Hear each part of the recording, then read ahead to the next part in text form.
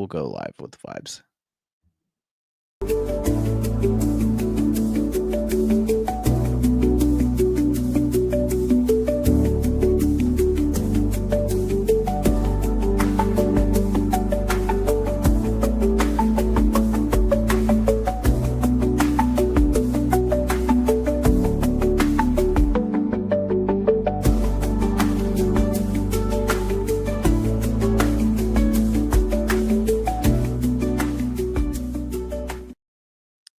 What is going on? Welcome to the Victims and Villains live stream. We haven't done this nearly enough. I think this is the first time Dan and I have ever actually done live streaming or played around with it at least. I think so. I may have done a live episode for Collateral Gaming once, but it's been a while for me. So we're doing it live. No room for mistakes. Not that we really edit out many mistakes anyways, but here we are, raw and unfiltered. That's part of the Victims and Villains philosophy is like, as a producer, I have a tendency to leave in a lot of those uhs and like those. I just basically take out long periods of silence when I do it. And this is because like, the philosophy of that is that we are all imperfect and we need to embrace those and embrace the stigma that surrounds mental health. And this week has been Mission Impossible week here at Victims and Villains. This is kicking off 9 years of mission. We've got awesome things planned for tomorrow and Saturday. But tonight, your mission, should you choose to accept it, is to join us in navigating the spoiler-free and spoilers of Mission Impossible, The Final Reckoning. Whether or not it is the final mission remains to be unseen. I'm telling you, they're going to take a good long break, and in 20 years, Tom Cruise is going to return for one last ride. So it's funny because like typically when I podcast, I like to make sure that I have the IMDb pulled up for reference, and I had typed in just Mission Impossible 8, like searching for that link, and one of the very first like news things that pops up on Google is this like clip from the Kelly Clarkson show, and it's Angela Bassett and Haley Atwell saying that the headline of the video is like, "Final mission might not be final mission." Look, it is an inevitability that we're going to get more someday. Whether or not Tom Cruise is involved remains to be seen. Whether or not it will be a reboot for a new generation remains to be seen. These movies have hit so well. If you've listened to our episodes as we've released them, we have differing opinions on them in terms of the quality as they go along, but they have been a fun ride right along, and that includes this one. Nearly 3 hours. A lot of it, at least in the beginning, is just exposition, and I don't know if you noticed that in the moment, Josh, but there are so many moments of all these characters coming together, and instead of showing us the plot of the movie, they're just talking, and it's like 2 to 3 minutes of just discussing all the little intricacies of the plan before they actually do anything. Yeah, I didn't like. I feel like for like the context of most films, like sometimes I don't necessarily mind that. Sometimes I'm okay with it, and I was kind of okay with it for this one. I feel like there are some like little nitpicks that I'll talk about in the spoiler section, but like right out the gate for the theater, like what are your general kind of spoiler-free thoughts on this one? My spoiler-free thoughts are, I love this movie. I might go see it again. There are so many cool scenes. I kind of knew what to expect coming into this, and from the trailers, I knew we were going to get a big, airplane chase scene that was going to be really cool, and I knew of some of the stunts. There is a sequence in this movie we'll talk about in a little bit I was not really expecting, at least not in the way that it was filmed and the way that they did it. And it had me like gripping my armrests with how stressed and in the moment I was. And we'll definitely get a bit more into that in a little bit. But yeah, it was great. What a fun night at the movies. What a fun night to be a cinema fan. I was really surprised to how much I liked this, because if you listen to our last episode, I was not the biggest fan of Dead Reckoning. I thought Dead Reckoning kind of just overstayed its welcome. I felt like it had a bloated runtime. It was a good concept that literally could have been a 2-hour film and didn't necessarily need to warrant its near 3-hour runtime. So I kind of came into this one having no idea what to expect. Hadn't seen any of the trailers for it. I'd seen the posters. That was like the extent of what I knew about it, and I was surprised at how much I love this film. This is a Yes. top 3 entry into the franchise for me. I had an absolute blast with this, and I feel like my experience with this was even more warranted because this was probably one of the first movies in a long time that I've seen with a packed crowd. I Yeah. mean, I was like genuinely shocked that like I was seeing this like to the level of people that like you would expect for a Barbenheimer movie or an MCU movie, and it was just like awesome kind of getting to experience this with a crowd.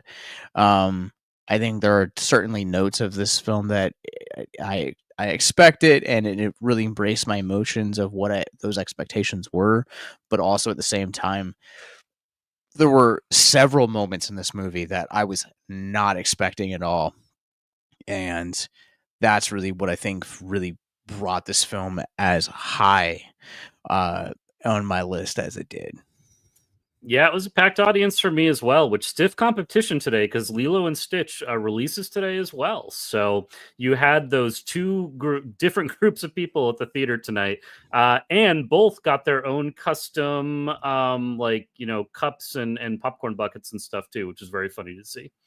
Yeah, I will also say like this one, the stunts. When we will talk about it, like spoilers, but like I was really this felt like the proper send off for Mm. Ethan Hunt. If we end up getting more, I don't want to see it with Ethan Hunt. I don't. I think the way this movie ends, the way that this movie just kind of moves from literally the opening VHS scene until its finale, I this film is like a love letter to all 8 Mission Impossible movies, and I don't see how you move it forward with Ethan Hunt in this role.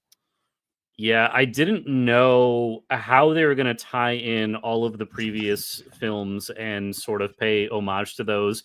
And in the trailers, we see scenes from Ethan Hunt's other adventures. So they do some really interesting and cool stuff here to kind of weave and connect the story between everything. We see a lot of really great characters show up. We see a lot of, his team obviously is there and they come together. And this movie had more heart in it than I was expecting. I thought it was going to be another just like action packed, great adrenaline movie. But no, they talk a lot about the concept of just fighting for what's right and pursuing happiness and how life can take a turn and bring you down a path you don't expect, but it can end up leaving you exactly where you're supposed to be. A lot of things really resonated with me in this movie about that, and just it's weird to say, but like it's a feel good film. Like I feel like you're gonna feel good coming out of this movie. This movie, yeah, I would say the same thing. Like this movie made me feel stuff. I Oh was yeah. like very surprised at how I felt kind of coming into it, but there was like also moments where I was like, "Oh, oh, like this is oddly deep for a Mission Impossible film." And that's not to say that these films don't get deep, because I mean, you spend at this point decades with these characters, and so you're bound to get attached to it sooner or later. But I think a lot of the stuff with Ethan and Kit Ridge in this movie also warranted a lot of those conversations about the importance of community, and we'll kind of get into the mental health stuff in the spoilers, but I am curious, what would you rate this on the Rorschach rating scale? Oh, it's been a while since I've done one of these. Are we going 1 to 5 or 1 to 10 with this? It's 1 to 5. 1 to 5. I mean, I'll give it a 4. I love this movie. I would watch this movie again. I would love to show this movie to other people who haven't seen it. I would love to continue talking about this movie. This is when I think about when we get to the end of this year and I think about like the top movies of the year, the most memorable of the year, this is going to be in the conversation for sure. For sure, I could definitely see that. I don't know if it'll be in my top 10 for the year, Mhm. but this is definitely one. I'm like torn between like a 4 and like a 4.5, so I'm going to go 4.25 Okay. and in that middle, because I think this is a very strong finale. This is literally everything that I wanted, everything I knew this franchise was kind of capable of, and this film just kind of, again, like, to put it bluntly, like, this movie just has a lot of surprises. And I think I would imagine the majority of those surprises weren't ruined in the trailer, or at least I would hope Cruise and Paramount would be smart enough not to do that, but I have been wrong before. There were a lot of moments. I mean, I didn't shy away from trailers from this movie, and there were definitely scenes and sequences and things that I did not know about. And even if they were teased in a trailer, I did not think that they were going to be as big a part of this film as they were. This movie definitely earns its long runtime, approaching 3 hours. We have, I was honestly surprised. It's probably, and I'll have to confirm this, but we're 15-20 minutes into the movie before the Mission Impossible title card comes up. Like Yeah. it came, and I'm like, oh my god, this was the intro. I thought we were into the movie, but no, we're just setting this roller coaster up, man. And because of that runtime, there's some cool extended scenes that really like pulls you into the screen, and not to be like, oh, it's immersive, you feel like you're part of the movie, and all those other buzzwords. But no, like, I am just, oh my god, I where does Tom Cruise end and I begin? Who's to say? Who can tell? Who can tell? And that's very much what watching this movie felt like. Here are reasons to go check out our Mission Impossible episodes, and I will just give you this first and only one. Literally, the running joke throughout the entire, now 4 episodes into it, is just Dan explaining his man crush on Tom Cruise and how he was just he was built like Tom Cruise. I am jealous of his fitness routine and how he just keeps it for how, how old he's getting. I will say, spoiler free, we're watching this movie, and every scene, every movie, he has a shirtless scene, he has a stuff, and I'm like, oh my god, he's so fit. Like, come on. This movie, he is running on the treadmill in just black boxer briefs, and then that morphs into a fight scene that he basically does half naked, and I'm just like, oh my god, what are we doing? Why are we here? Seeing this on the big screen is just a little bit too much. And then like 10 minutes later, he's like, no, I gotta show my ass in order to sell this movie. And so he takes off the diving suit and he's like, you know what? I'm gonna swim butt ass naked. It's literally like a Tommy Wiseau in The Disaster Artist. Like, my ass has to sell this movie. All right, well, we're gonna jump into spoilers. So if you guys have not seen Mission Impossible: The Final Reckoning, it is now playing in theaters everywhere from Paramount Plus, from Paramount Pictures. I was talking about Paramount Plus before we started this, but if you guys would like to support Victims and Villains, you guys can go click the link in our description below, and you guys can actually sign up for 30 days free on Paramount Plus, and we get a little bit of a kickback from that, so you guys can support charity and go watch the Mission Impossible movies. It seems like a win-win all around. They're currently the first 7 of them are currently streaming on there. It's where I think it's the majority of where I watched all of mine. Yeah, it's For our exclusively where I episodes. watched. I considered buying like a 4K collection of these, and then I discovered Paramount Plus had them. I do want whatever like 8 film master collection they get. I will probably pick up at some point in the future. Yeah, after like coming out of this one, I was like, all right, well, shit. Now I gotta like, now I have to own them, because now Yeah. like overall, like I don't like. I'm not just meh about the franchise anymore. Like coming out of this movie, I was like, all right, there's technically only two bad movies and one mediocre. The rest are fantastic. Mhm.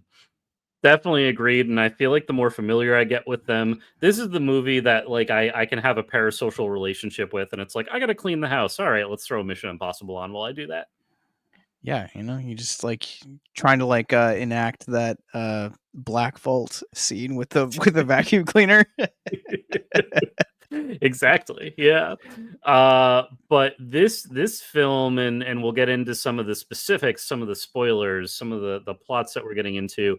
It harkens back to so many of the earlier films, and we get descriptions Mm, of the entity, our main bad guy, right? The yep. main artificial intelligence that is taking over the world. And as we discussed in an earlier episode, it sort of tells us what the rabbit's foot is from Mission Impossible 3 with Philip Seymour Hoffman. Yeah, the moment that they actually defined what a rabbit's foot was, we talked about it in the last episode with Dead Reckoning, like how there are these callbacks to like little moments throughout the earlier films. And that has always been kind of this like lingering like thing over top of the franchise. And I've talked to like a couple of people over the last like month going through these movies, and it's always been kind of one of those things where it's like the rabbit's foot's never been defined, and it's just kind of this like franchise plot hole. And the fact that they like defined what the rabbit's foot was, the moment they did that, I was like, all right, this movie, I'm sold. I don't care if the Mm. rest of the movie is shit now. Like I am here for this movie. I'm attentive. Like felt like I perked up a little bit when they started talking about the rabbit's foot and Owen Davies. Like I was like, all right, we're calling back to the good stuff now. What's up? Yeah, and I love that we finally got that explanation. Of course, if I try to reiterate it now, I'd probably fail. But it's basically, I wrote in my notes, it was the precursor to the whole dang thing. It was a version of the code that would go on to become the entity, and kind of an early version of what this was going to turn into. Which actually like now is kind of crazy to think about, because when you look at this franchise now as a whole, we talked about this with uh Fallout last week, where it feels like 4, 5, and 6 all feel like this, you know, one long story, this signature trilogy where you could call it the Syndicate trilogy, you could call it the Solomon Lane trilogy, you could call it the Apostles trilogy. It's basically these three movies that revolve around like just building off of the story. And so now, as a result, now you have three, Dead Reckoning and Final Reckoning, that feel like a secondary trilogy to that. And you kind of just have one and two just kind of lingering. Yeah, absolutely. Thematically, they, kind of are grouped together in that way. This film also does a great job not only of bringing together the characters that we love, but also sadly saying goodbye and wrapping up some of these stories as well. I know we talked about this yesterday or earlier this week when we recorded the Dead Reckoning episode, and I was I knew in my mind coming in that we were gonna say goodbye to Luther. Hmm. I still like was not ready for it. Like that was like the one thing I knew I was like positively walking into for this movie, that and big stunts. And I gotta say, like between this and Tony Todd last week with Final Oh man. Destination Bloodlines, like I'm like, who had the better like character like send off? Oh, Uh it's hard. It's that hard that because is hard, and it's I don't know. I would need to do more research on this movie. I had been reading Tony Todd was basically instructed to improvise and like say what you want to say to the audience, and that was his final line of, enjoy every minute of life. You never know when, and that's what I intend to do, and you should as well. That hits so hard knowing what he was going through.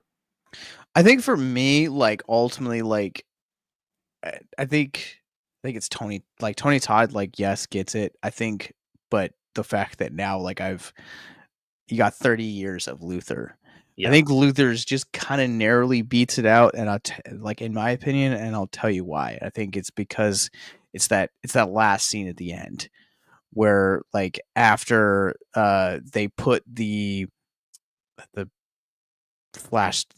pill into the K-POV or whatever it's called. Yeah, They put, the like, the pop yeah. pop The the yeah, the hard drive looking thing, right. where they, They're like like they're like 3 pieces to this important thing, and they all have different names, and it's like watching the movie, very easy to follow. After the movie talking about it, nope, straight out of my brain. yeah, like, and I feel like by the amount of time that they've, like, actually instructed this, like, talked about this thing, I'm like, "Alright, I think I'll get this. I think I'll get it." No, so it's pill into hard drive, and Yes. that final speech that he gives at the end, like, the way that the music hits, like, Mhm. Luther has always kind of been the anchor of this franchise for me, and so, like, seeing him, like, kind of say goodbye and the way that he said goodbye hit differently for me. Um, you know, Final Destination, like, I love Tony Todd. I love the Final Destination movies. Tony Todd will always be Candyman, first and foremost to me, and so it kind of is like, I don't know, I'm kinda torn between, like, which performance is better, Mhm. which send off is better, but Luther hit me really, really bad. It's definitely challenging because Luther gets his kind of first initial goodbye where he's sacrificing himself toward the beginning of the movie. He's defusing this bomb. It's going to save the city. It's not going to go nuclear, but it was still going to blow the tunnel system he's in and bury him under the rubble and kill him. But then we do get a recorded message of him at the very end of the movie, and he gives one of the final monologues and basically tells Ethan, this is exactly where you were meant to be. This is where you belong. We are not judged by a single choice. People are the sum of their choices, and it was um, just a very lovely scene after a lot of action and violence and the stress of the world on the brink of a nuclear conflict. To have Luther come in and sort of lower the temperature a little bit and just really start to nicely settle into the end of the movie. Yeah. Yeah, I could not have said that better. I thought just the juxtaposition with that was, like, one of the best ways you could have ended the franchise, because I feel like a lot of us kind of come into these movies, especially with, it's an impossible mission type of thing. Like, you're kind of expecting some deaths. Like, I was expecting Benji to die towards the end. Mhm. There's a part of me I was also expecting Ethan to die towards the end, and then I'm like, nah, this is Tom MF and Cruise. Like, he'll never die. He'll do movies until he's 100. Yep, he's gonna act into his hundreds, and yeah, when he's falling from the plane, and he has his parachute, and the parachute lights on fire. Immediately, I'm like, okay, I know there's a reserve chute in there, and I know the reserve chute is gonna work. Because this is a very stupid and silly and dumb thing that I know. To pack a parachute, like to be certified to pack a parachute, there's so much training, so many hours, whatever, but there's a less how do I say this? It is not the training to pack a parachute is not as stringent as the training to pack a backup parachute. So if your initial shoot fails, the backup should almost certainly work 100% of the time. And if it doesn't, it was your time to go, because the odds of both of those failing are unbelievably minuscule. And so yeah, he's in free fall, and I'm just like, he's got his reserve shoot. He's fine. See, I don't know how parachutes work, so, like, when it, like, started blowing up, I was like, "Oh, this is the end, it's been a good run." It's like, "No, Yep. apparently not." Nope, he got his It's reserve, and fine. Ethan knows that. But this they had and I'm gonna jump around a little bit, but because Sure. it will It's make still sense. So fresh. so so so let's go to the credits. So the credits of this movie. So No, there's huge thanks and credits to the U.S. Department of Defense. Which when I was reading that, I was like, oh, of course. If this movie is kind of felt like Transformers in 2007. This feels like a military recruitment film. It's like, look how awesome our planes and our submarines and our aircraft carriers are, and look at all this cool spy stuff we have. And it was, I mean, it's very cool. I love practicality. I always love when, they go and film on real aircraft carriers and on real ships and everything. That's awesome. But yeah, what a recruiting tool. The US government and the military knows what they're doing whenever one of these movies comes out. Yeah. Does the military have Nick Offerman though? God, They might have someone like him somewhere in there. And weird without the beard or a mustache or anything either. A clean shaven Nick Offerman was a little odd to me. I need to yeah, it's very weird. But Nick Offerman, I want to know who his publicist is. I want to know specifically who his manager is, because he just sort of shows up in things. Mm. He's done these darling indie movies, and then he just kind of randomly shows up in Mission Impossible, and also does stand up uh, with his wife, and of course Parks and Rec. The dude just has probably didn't he do a HGTV show with Amy Poehler for a season or two? Yeah, it was called Making It, and it was a craft show, and people come on and doing their stuff. They did that. That was very funny. He voices Beef Tobin on The Great North, which is one of my favorite cartoons. Yes. He was Okay. also, if you watched the last season of the Umbrella Academy on Netflix, he was on there.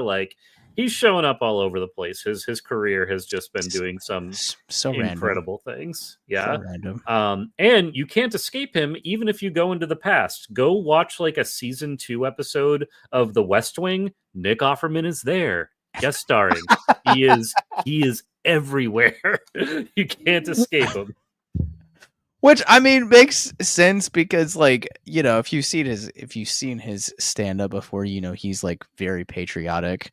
And so to kind of see him show up playing a very um regal type of, decorated officer in the Navy or the Army, like makes Yeah. 100%. There's one thing that I'm kind of curious about. We talked about this in the Dead Reckoning episode, kind of the future of Mission Impossible. Possibly one of the things that I would love to kind of see is a movie, make it a horror movie, have it set between Dead Reckoning and Final Reckoning.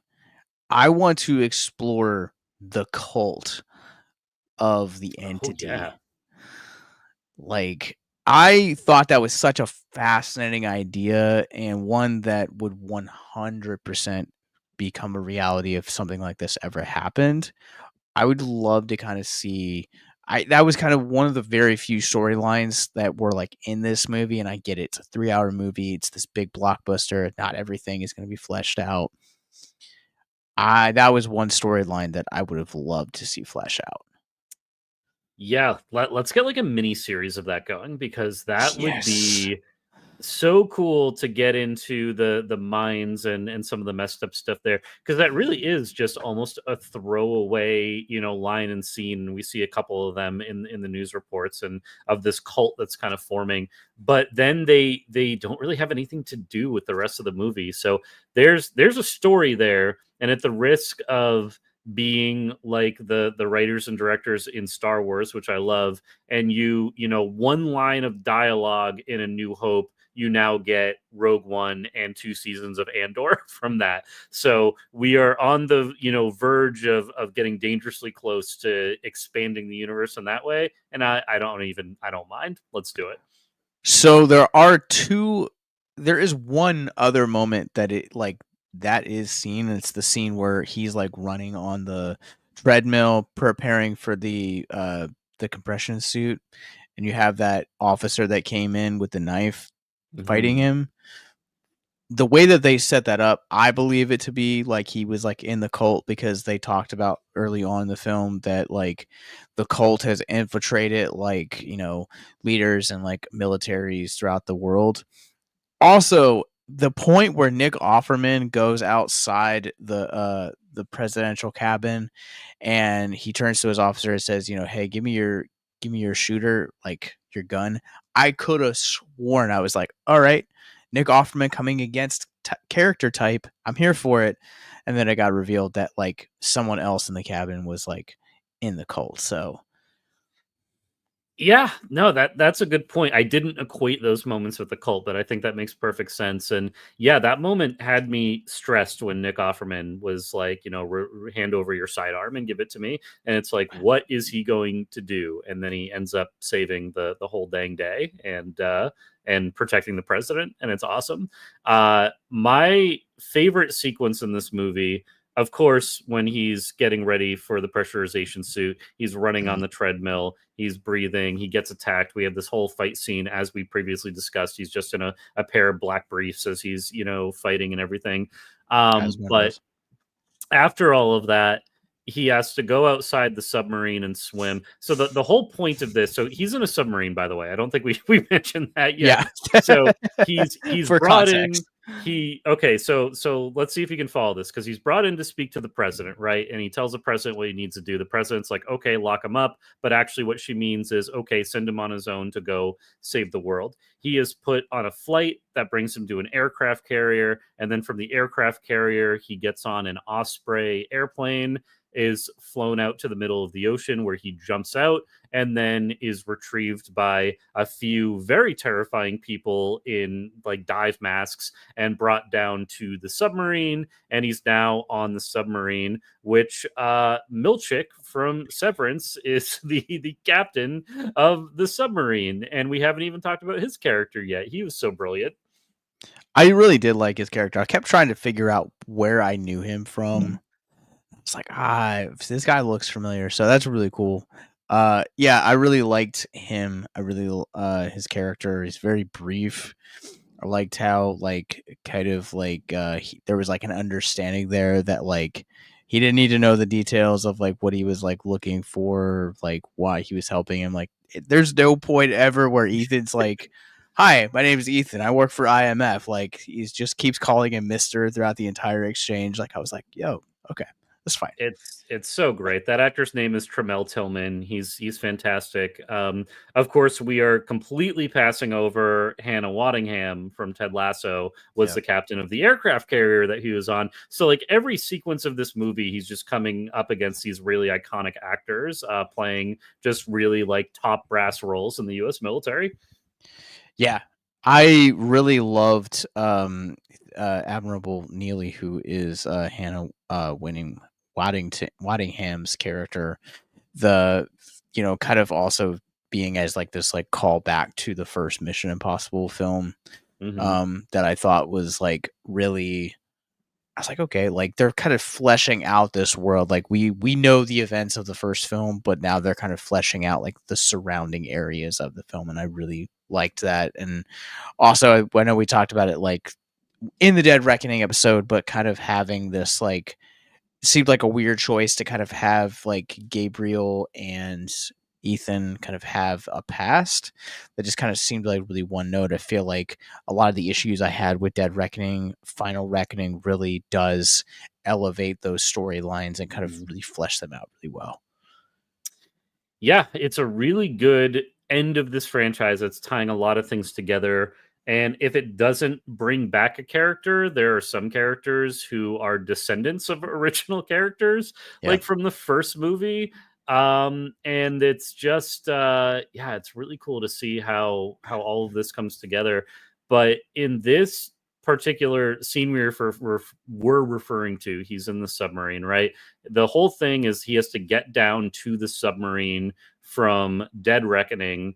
They were able to pinpoint it. It's this whole other scene. His team is on this naval listening station, and we come across the character who was in the vault in Mission Impossible 1 that Mm. Ethan is breaking into when he's hanging from the ceiling and suspending, and he reconnects with that character. And that was such an awesome such an awesome like moment in addition to this movie. I feel like he and his wife, who was a an Inuit woman, were both just excellent additions to this franchise.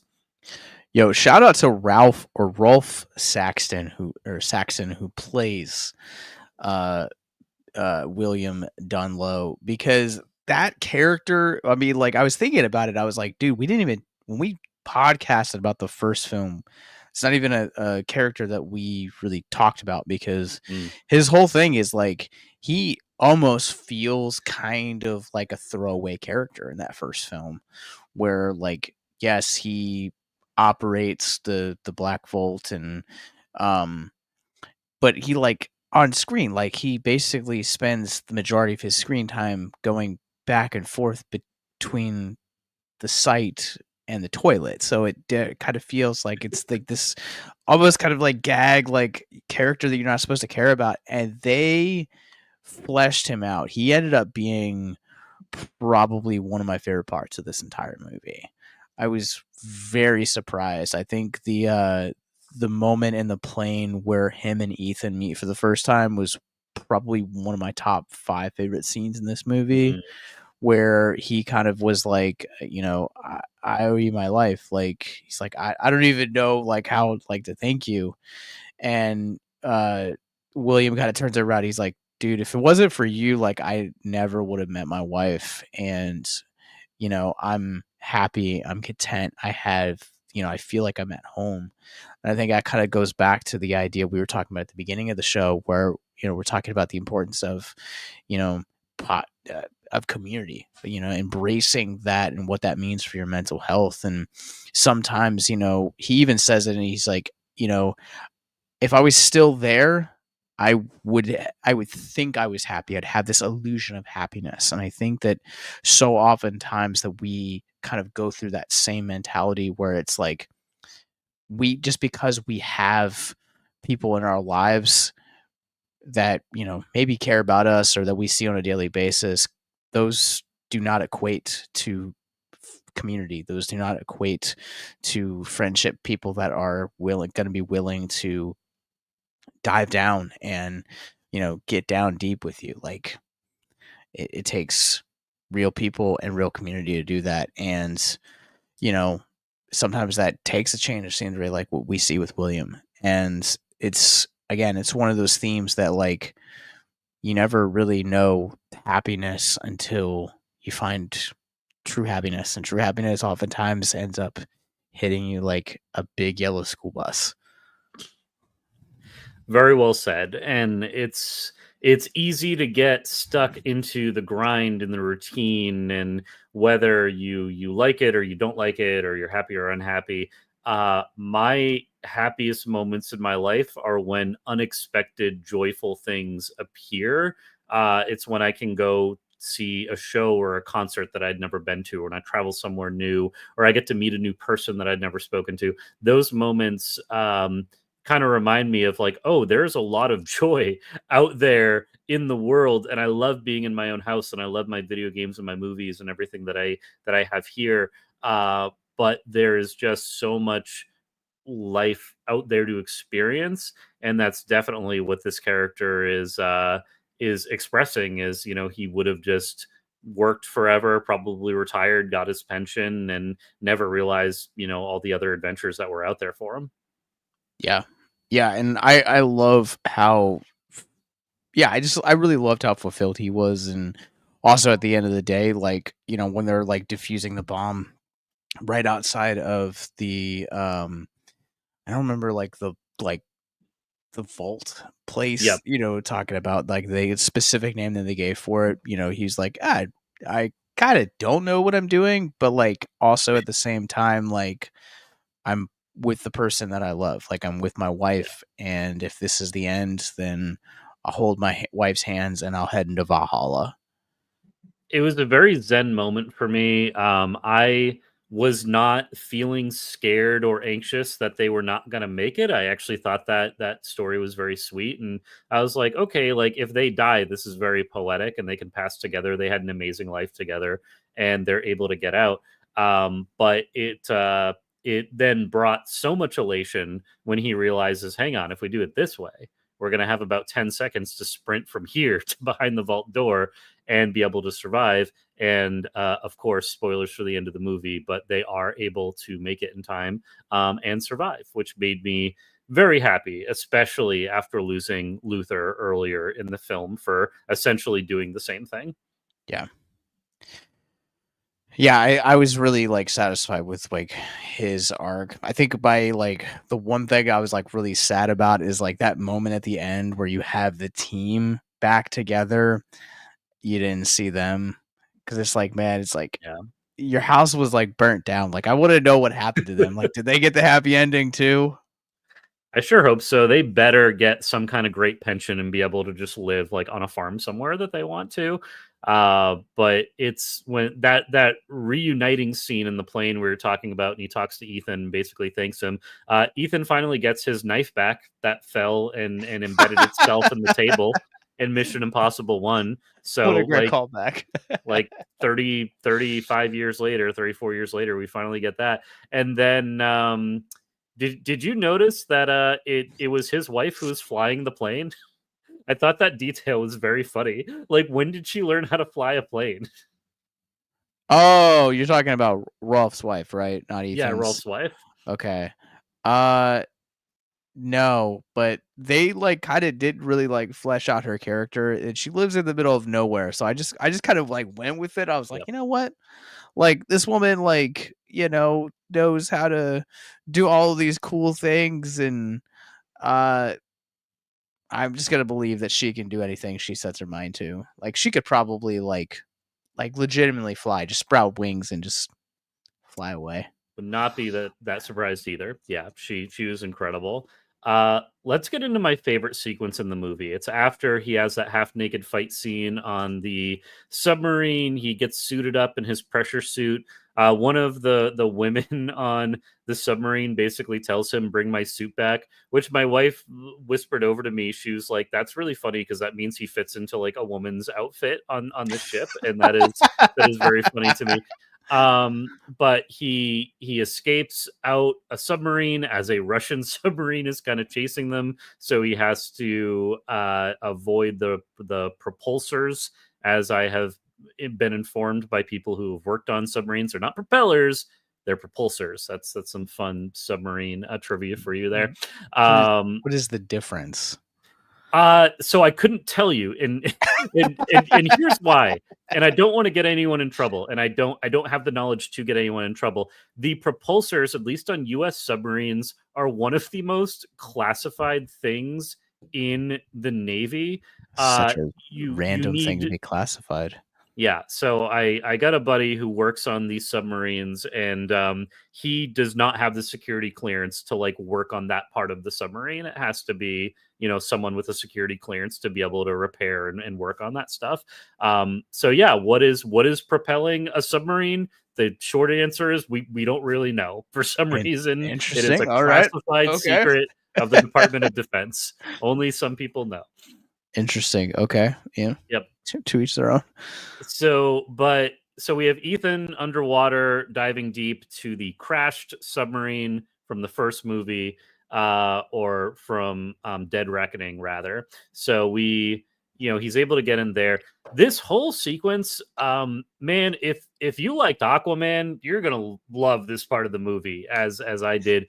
This is a solid 10 to 15 minute underwater sequence of claustrophobia and darkness Yeah.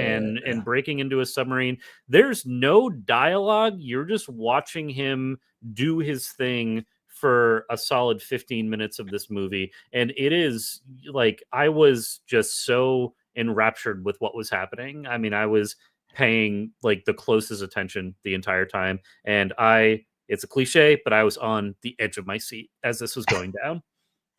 I don't know if I would necessarily call it my favorite sequence in the movie. The plane chase scene definitely might top it. Yeah, fair, fair. But yeah, it's definitely it's really good. The scene where like he gets into the torpedo, uh, Yes.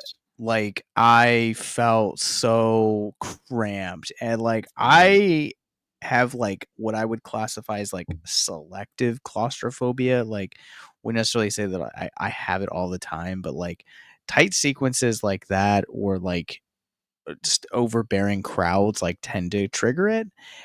And that scene, like, definitely, like, got it. The way that they, like, shot it was also, like, really, really dope. And but I gotta say, like, him, like, exploring, kinda going throughout, like, finding the dead bodies from the crew at the beginning of Dead Reckoning was, like, a really cool moment. And then there's, the moment where, like, he's, like, getting in to use the cruciform key to actually unlock and get the hard drive. Um, kind of like that challenge with um the sub continuously trying to like go over the edge was Yep. also, to quote you, edge of your seat. Yeah, as it's tumbling, some of the compartments are fully flooded, some are only partially flooded, so the water is just kind of sloshing around as it's turning and everything. It was during this scene I again, whispered to my wife, I'm like, okay, but how do we get from this to an airplane chase? What is the connecting tissue here? But of course we get there eventually. Tom Cruise has to he's his breathing apparatus gets like wrapped around the submarine as it's falling into the abyss. So he has to take his mask off, take everything, and try to free swim now what looks to be hundreds of feet up to the surface. Doesn't make it, drowns. Of course, what we were informed of earlier in the movie, it is the cold water. It slows his system. He's, likely that they'll be able to get to him in time to revive him, and they do revive him despite. And this is my EMT PSA here. Haley Atwell's CPR is just horrible. Never do CPR like that to a person. Never try to revive someone that way. It is not going to work. Please look up some real CPR and do not follow what she does in this movie. During that movie, during that particular scene of the movie when they were like, all right, we got it. We have Haley Atwell here. Like, we got to make it sexy somehow. It's kind of what it felt like, because like the camera like kept like zooming in on her cleavage too, and I was like, Ethan Hunt Yeah. is dying here. This is a very, very strange like choice here. I'm not complaining, but also at the same time, like, this man is dying. Like, I'm pretty sure this is also not how CPR is done. It was a strange camera angle, and it's like, if you want a sexy scene in a movie, that I really have no problem with that, whether it's, male gaze, female gaze, however you want to do it. This did not feel like the right scene and the right camera angles to be capturing what they were capturing. And then he's revived, and she just sort of like falls asleep cuddled up next to him, and then they wake up and sort of go on their way. It felt like a kind of forced, like, pseudo love scene, but Uh, without any of the parts that would have made it romantic. can we kind of talk about Grace and Ethan throughout the course of this movie? Because there's Yes. not just that scene.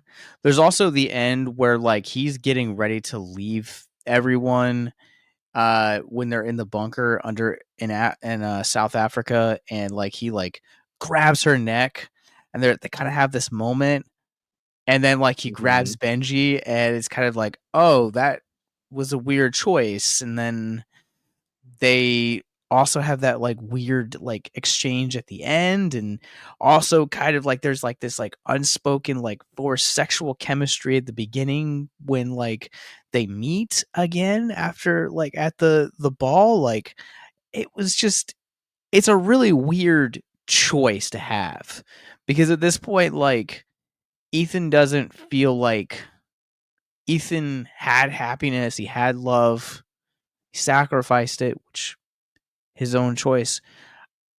I don't think, I think every time this franchise, like, with the exception of Julia, anytime this franchise has tried to enter into non-platonic territory, it's always felt messy. And this just felt like really weird choices to make for a last movie. Well, the genuine love interest, as we know, was in Mission Impossible 2, and then we just never saw her again. So if she came back for this film, there would have been some great chemistry there. So apparently this is a random thing, but I learned it after we did our podcast. Apparently, that actress and Cruz like did not get along Oh whatsoever. no. Like apparently Cruz was like too much of a perfectionist, like somewhat of a bully, like so I don't think she'll ever come back to Yeah. this ever. So That makes sense. But no, real talk though, for me, Ilsa was endgame for Ethan Hunt. I love Julia, but they wrapped up her story very nicely. She was able to move mm, on and get remarried. Ilsa and Ethan, if they were able to just run away together, that would have been brilliant. I am still heartbroken that we lost her in the previous film, and I wish that she was still around to be able to join in on this one. yeah, like if we were ever gonna see him end up with like another love interest again, it has to be Ilsa. Like they were just like so well matched. Definitely agreed. Um, anything? Oh well, I want to mention so Benji when he's detailing they're in the vault and he's describing how to like connect the wires, cut wires, and get everything so they can trap the entity.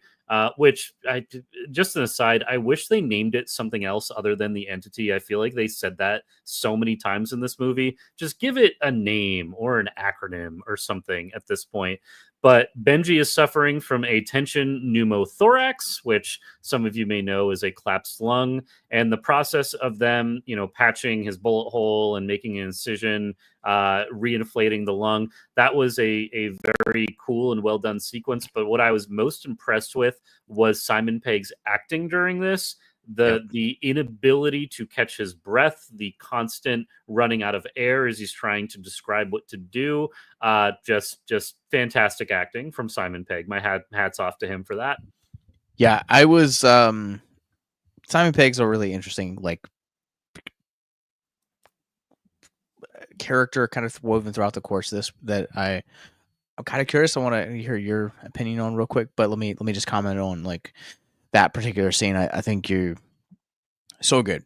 Definitely Mhm. one of the best scenes, and like arguably, I would love to kind of see more roles kind of like that from Peg because I think so oftentimes we see him in these more comedic roles because that's where he got his start. We talked about uh Shaun of the Dead earlier this year, and then in that episode we also kind of like talked about Hot Fuzz and World's End, and he's really good at kind of doing those really comedic roles and even those like fantasy roles where it's like Star Trek and other roles, but it's very rare that you kind of see him just kind of do like straight up drama, and that was probably the closest I think I've ever come across to him doing drama in his career.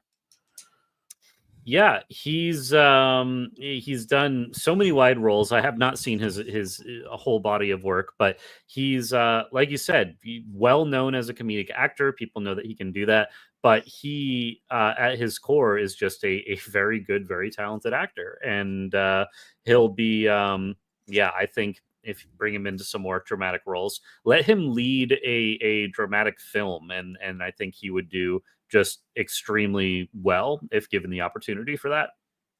I honestly, and I want to get your opinion on it. We've kind of joked around about it at the beginning of the show about this possibly not being the end because Hollywood is going to Hollywood and this Mhm. will eventually kind of get. I legitimately thought they were setting Benji up to potentially take over Mm. the franchise because there are several moments in here where Ethan kind of goes off and does what Ethan does, and he would kind of leave Benji and be like, you're the leader now. Protect your team, like prioritize your team, and especially at the vault scene where he goes after Gabriel, like I was like, oh, he's gonna do the thing, and it's gonna be good. But like the longer that like I've sat on it, the longer I'm like, I don't hate the idea of Benji leading a Mission Impossible film. It would not be a Mission Impossible film. Yeah, I think my first instinctual thought is they would not have him lead the next one. If they are gonna go forward without Ethan Hunt, they're gonna want to bring like a 25-year-old actor in that they can franchise for the next 30 years. And that would be what that decision making process would look like. I could picture it kind of being like a Star Wars sequels situation where you have Uh, this younger cast, but then you mm. have the older ones come in to sort of correspond and train and consult with them. Uh, I would definitely be down to see Simon Pegg in more of a leading role, but you're right. Tonality, like tonally wise, it's going to be very different from what we're used to from Mission Impossible. It'd be a very different kind of movie. So here are two reasons that I think that they would never continue it on in the current continuity that it is. If they're going to just do it, it'll be a complete restart. One, we've kind of seen the idea of Ethan teaching Mission Impossible 3. Didn't last very long. It's already been something that's already played out. At this point, the reason why this franchise has the longevity it has is because of Tom Cruise. Like, let's be honest. Mm. On two, we've seen what a modern day action franchise looks like when you have an established lead. The Bourne franchise is a great example. Matt Damon led those films for over 10 years. They were like, we're going to do a soft reboot of this same concept, but it's going to be Jeremy Renner. Not a lot of people talk about that. Triple X, it's a super campy one from the early 2000s where it was Vin Diesel and they tried to redo it with Ice Cube. Didn't have any appeal. So it's like, that the latter is probably a terrible example to use, but like it goes off and is also kind of one of those things that it's like, actually, if you're going to redo this, just give it like, you know, 10, maybe 15 years, let it lie dormant and let new people come in and take over. Yeah, I think that's definitely the best way to go about it. And then you're going to be making it for a new generation. And you're going to let people be able to grow up with this, and it'll shine a light on the older movies if people wanted to go back, and we could see a resurgence of those. And there are a lot of business decisions that need to come into it. But these movies, of course, are known by their huge stunt scenes, and Tom Cruise definitely something quite not right in his head that he's always looking for the next big thing, the next crazy thing to do. And the finale of this movie is a Mm. big airplane chase that was just so delightful to see. Josh, how do you feel about this airplane scene? God, I loved this airplane scene. I feel like seeing this in IMAX and like being immersed with the score of this Mhm. movie, the horns, and um, just seeing this on like such a large screen, like was just incredible. Like I loved this scene. This in terms of like spectacle, this was probably my favorite.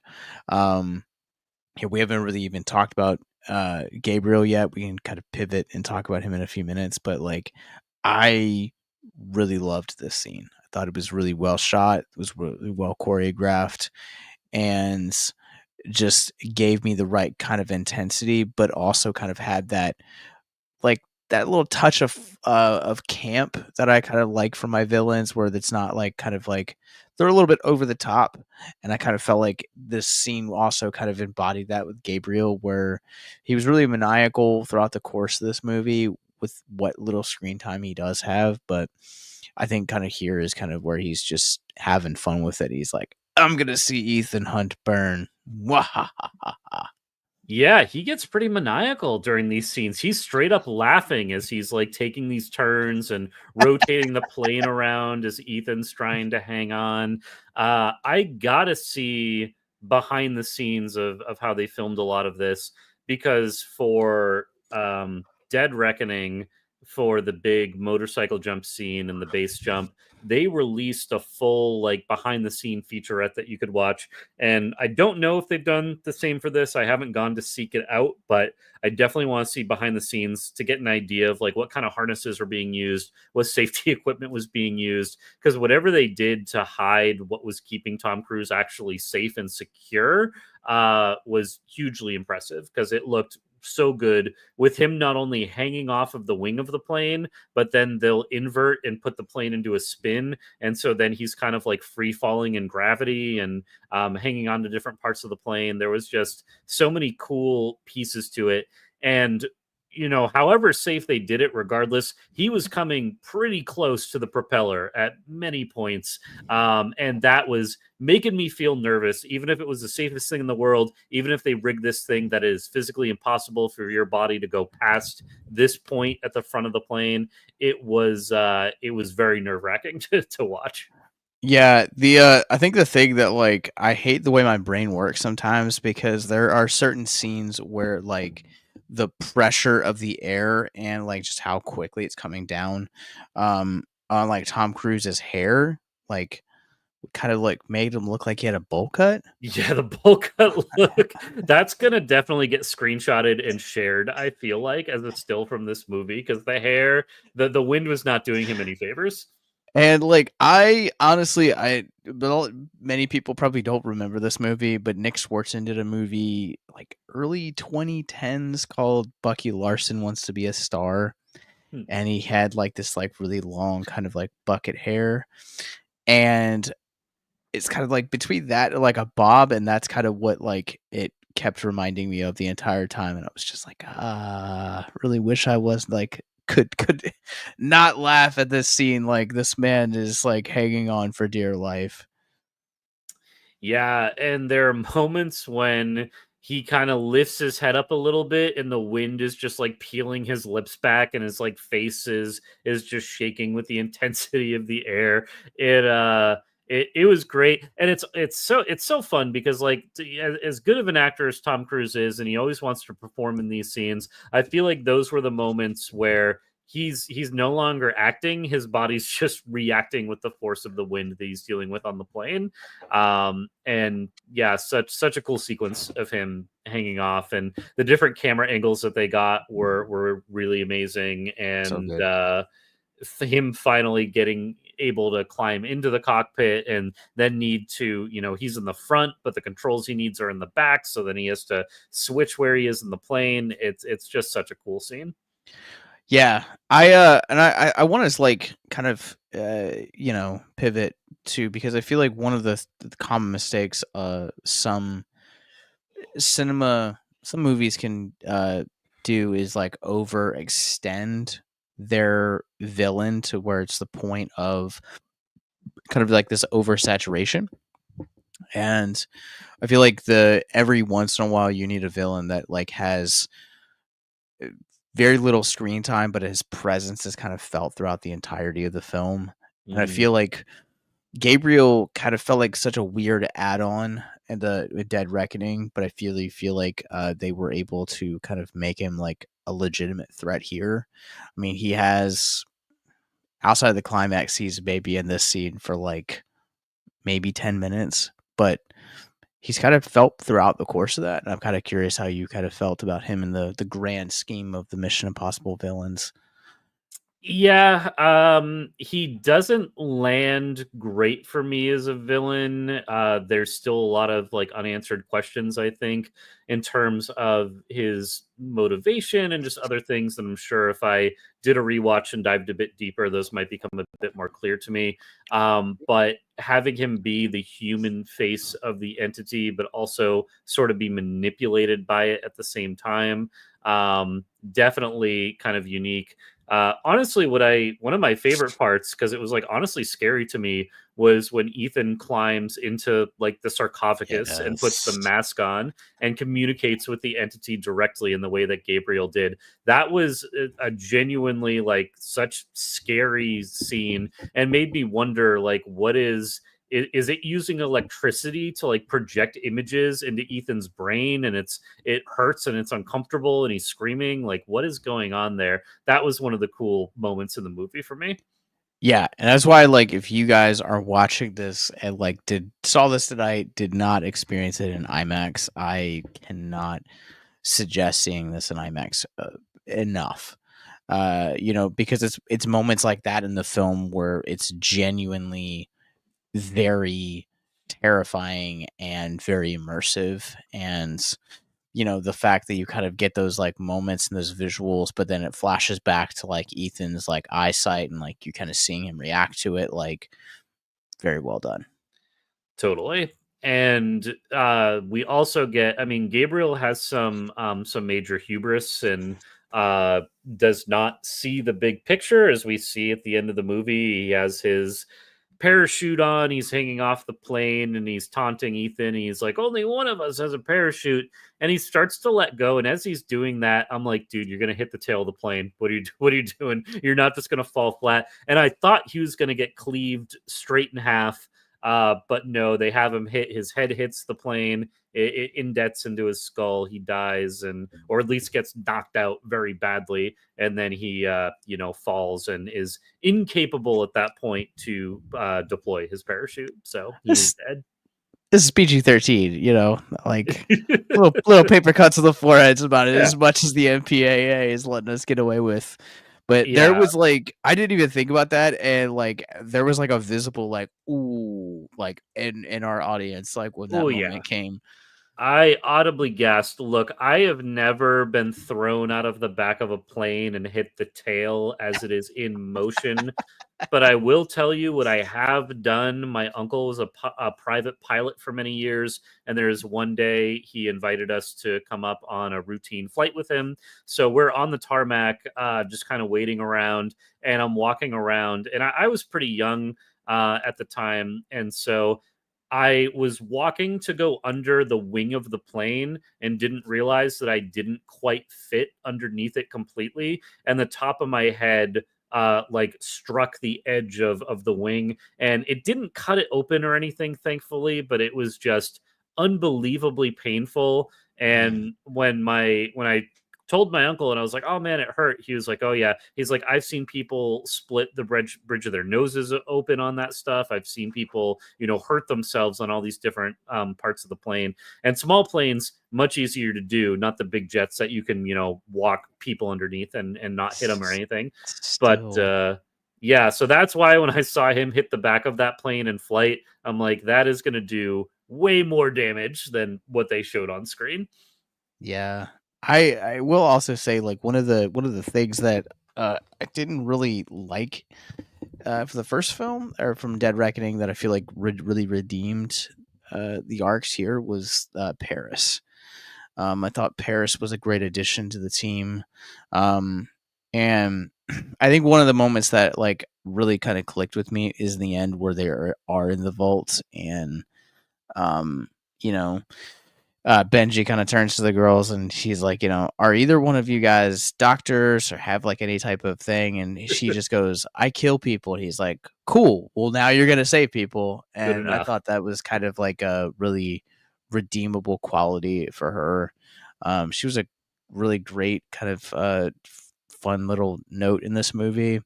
Um, she was entertaining. Yeah, and I love that they kind of called back to it from when Ethan spares her life and she asks him in the moment of like, why spare my life? Why'd you save me? And then we find out that he had plans for her and would need her, and goes and the whole beginning of this movie is freeing her from her imprisonment and getting her out and everything. Yeah, which all right, so that scene right there, I'm kind of curious how you feel about this. So the two guys that work together, Briggs and De- DeGasse, I think is how you say his Hmm. name. Like they spend the entirety of Dead Reckoning working together, and then they get split off. DeGasse goes with Ethan and the team, and Briggs ends up working with Kittredge. How'd you feel about that split? I liked it. Degas always, to me, had more like thought put into his decisions, and it felt like he questioned things more, even in Dead Reckoning. So in the final Reckoning, I love when they all have the guns trained on each other as they are helping her escape. And he's just like really struggling and figuring out, what the right thing to do is and everything. And then, of course, ends up helping Ethan. So I don't mind that he kind of defected to that side, and he understands that like the world is about to end and this is the best way to save it. And so he goes with the team that, he knows he'll be able to help. That's fair. I didn't feel one way or another about it. I was just kind of like, this is kind of a weird decision. But I think like kind of seeing it from your perspective, like I totally get it and it makes like sense from like a narrative perspective. Um Why do but I there's feel like you're trying to set me up where you're like, how do you feel about this? And I give you this long explanation and you're like, yeah, no, I don't have a thought about it. Move on. uh but I did think it was like it is also the other thing is like I think it's kind of weird that that scene between Briggs and Ethan on the plane. That's like one of the first questions he asks, how is Degas? And I was like, oh, that's kind of a weird like moment because it's never really brought up ever again. Yeah. Um, but I don't know. How'd you kind of feel? You hinted at it earlier. How'd you feel about Briggs being revealed to be Voight's son? I thought that was a really cool reveal, and I thought that that was going to become a bigger plot point. But at the same time, I appreciate that the Briggs kind of brings up. He's like, "What? Like, do you think I'm gonna avenge my father's like death? I'm gonna avenge his name. Well, it's my name now too." And like he's telling him like I have to make decisions that Mm, honor me, and I'm not as worried about honoring my father in the past. And there's definitely he's a good adversary, but I like how they come together kind of at the end of the movie and sort of come to an agreement there. I thought that was pretty cool. yeah, that was also kind of a callback that I wasn't necessarily expecting. Again, I think this movie Yeah. kind of takes a lot of the stuff that happens in previous films, kind of fleshes them out a little bit more, adds a little bit more depth to them. Whereas I feel like you don't really see that a lot at times from other franchises. And I think that's one of the things that just shows the attention to detail that Cruise and McQuarrie definitely kind of put in to here. Yeah, definitely agreed. I mean, the whole end of this movie, the way they wrap things up, the way the characters are able to not necessarily live happily ever after, but they at least have the opportunity to, I think, move on and move in the direction they want to go. It felt very uplifting, and in a film that was dealing with the highest stakes we've ever seen of full on nuclear war. We're seeing the entity take over nuclear silos one by one by one, and be able to just wreak havoc on Earth. I find it to be a very uplifting and hopeful message, and it resonated with me quite a bit. I think if the mental health message of this movie, to really look at yourself and others as like the Mm. sum of their choices, to know that you're going to end up where you belong if something doesn't work out, whether that's like a job or a relationship or whatever, and it sets you on a new path, it's more likely that that path is going to bring you someplace, wonderful if you're just open to it and are kind of seeking out those different opportunities. So this movie had a very optimistic message, I think, at the end that I really appreciated. Yeah, which is something that like really surprised me about this because not to say that other Mission Impossible entries haven't had their heart. I think we talked about it when we did Mission Impossible 3 is that like that movie feels very personable. And it's Yeah. part of the reason why we love both of us love that movie. And I think that's kind of the same reason why we loved Final Reckoning is because it has this very personable quality to it. It has this quality that has these now living in a world of chat gbt and ai and all of these advances, like that's not to say that like something like this couldn't already exist out there or Mhm. at least be in the anti-god stage. And that's terrifying to think about. The the very like the scene where the entire world goes black, like was terrifying, you know. Yeah. Um, and About once every 18 months, I get really anxious about the fact that nuclear weapons exist, and I do like a deep dive on like nuclear doctrine and protocols and security and all this stuff. And I kind of feed my anxiety and then I let it calm down, and then I'm good for another 18 months. So this movie, I feel like bumped up my timeline a little bit for being anxious about that kind of thing. I mean, that's fair, completely fair. But going off to your point, like, I think it's kind of one of those things that looking at this from like a mental health perspective, that's one of those things that I feel like we don't really consider a lot of times. That old phrase, you can't see the forest for the trees. I think a lot of times we focus on really what's in front of us, and we kind of neglect on, those opportunities that, saying like, hey, like this looks like it's sucks now, but like there's good that can come from this. There is something that can grow from this. Like, this doesn't have to be the end of the story. Absolutely. The only thing that we need next to complete this and add a really nice round bow to this franchise is for them to team up with the Fast and Furious crew and finish out the end of Mission Impossible Final Reckoning is actually in the final Fast and Furious movies, and that can be the end to both franchises. So that's what we need. I mean, Ethan kind of has assembled his family. He doesn't call it family, Yeah. but there is that moment where Kittredge is like, it's your crew. It's what makes you unstoppable. That's right. I want to shout out. We talked about the underwater sequence and how much I love that. I whenever we finish a movie, I look at the credits and I like to read different names and people who don't necessarily get like the big budget star, stardom and everything. So many people contribute to films, and I love all of the contributions people make. So I want to shout out Simon Christids, which I hope I'm pronouncing that name correctly. But Simon Christids was the underwater camera operator. So good job, Simon. You did some good filming there. Really nice work. Simon, if you happen to like come across this review No, and he's watching right now while we're live. would love to sit down for an interview, Oh and man. info@victimsandvillains.net, hit us up. I mean, he might be on LinkedIn. We might need to take the first step of reaching out. We'll have to look into that. Challenge accepted. But honestly, such cool. I mean, the cinematography and the camera operation in this movie is top notch. From the underwater scenes to the airplane scenes, to even some of the really tight like action, fight sequences and everything. Even to the horrible CPR scene that was weirdly overly sexualized. I'll shout that out too. Everything was, everyone had their part to play in this film, and it was great. This is one of my favorite Mission Impossibles.